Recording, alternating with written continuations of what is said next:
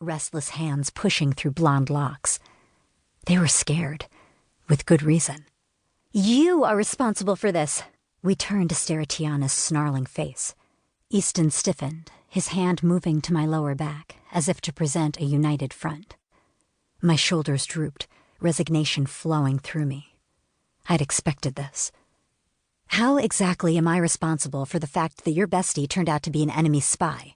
I asked in a lazy, unconcerned drawl. Tiana's face reddened, and a guttural growl vibrated in her throat. I stifled the urge to yawn in her face. The days of her intimidating me had long since passed, but that didn't stop her from trying. When she didn't get a reaction, she planted her hands on her hips and leaned into my personal space. "You probably put her up to it," she hissed. "That doesn't even make any sense," Easton said. "December has been here, 6 months? You and Aubrey have been best friends since the 2nd grade. "Maybe it was her black-hearted Zephyr father then," Tiana spat. "Watch your mouth, Tiana. You don't get to talk trash about my family," I warned. I was starting to get angry, and when I got angry, bad things tended to happen. Of course, my powers didn't really rage out of control anymore. I'd learned to keep them reined in when my emotions were heightened, and I hadn't caused a freak storm or even a lustinato in weeks. But Tiana didn't know that, and she was playing with fire. Literally. "Oh, you mean your bitch of a Zephyr Queen grandmother and her bastard son?" Easton caught me around the waist as I lunged forward, intent on ripping every strand of blonde hair from her head. No magic needed. Tiana flinched and took several steps back before she caught herself.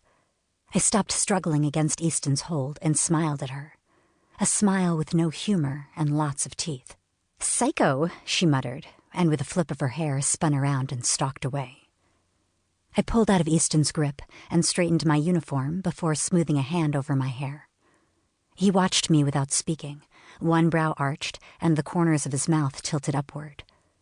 "What?" I asked. "I warned her first.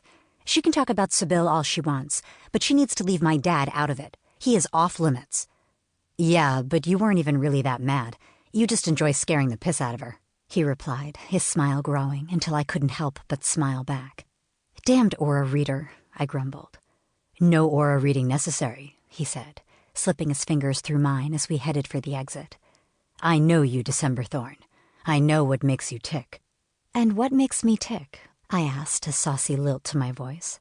"Among other things," he said in a suggestive tone before growing serious, "serving justice to those who've wronged you or your family is at the top of the list."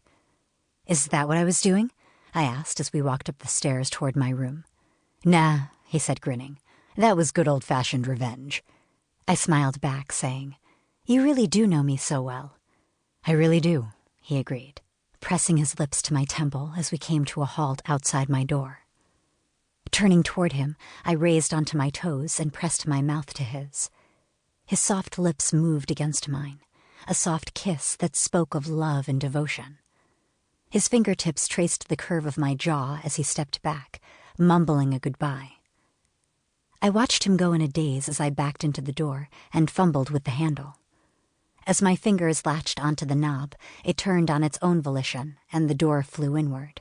I stumbled, catching myself before I fell on my butt. Shayla's laughter rang out as she helped to steady me. "Finally," she said, lending special emphasis to the word. "Let's get this girls' night started." 2.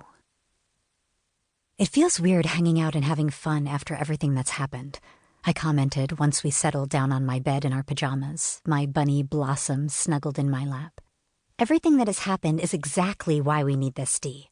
We've been through so much awful shit. We shouldn't feel bad about taking a few minutes to just relax and be normal." I nodded, memories of Shayla's anger and aloofness playing through my mind from when our grandfather was using his glamour to try to rip us apart. Of course, it was all for Aubrey's benefit, so she could report back to Sybil that Puck was doing as instructed and wrecking my life. And of course, it didn't work. Shayla always came back to me when she'd spent enough time away from him and his glamour wore off. As best friends, we were inseparable. As cousins, we were indivisible. It had been a few weeks since Puck's big reveal, the arrival of my mother, and the discovery that Shayla and I were indeed related, and we adjusted to our new roles as cousins without a hiccup.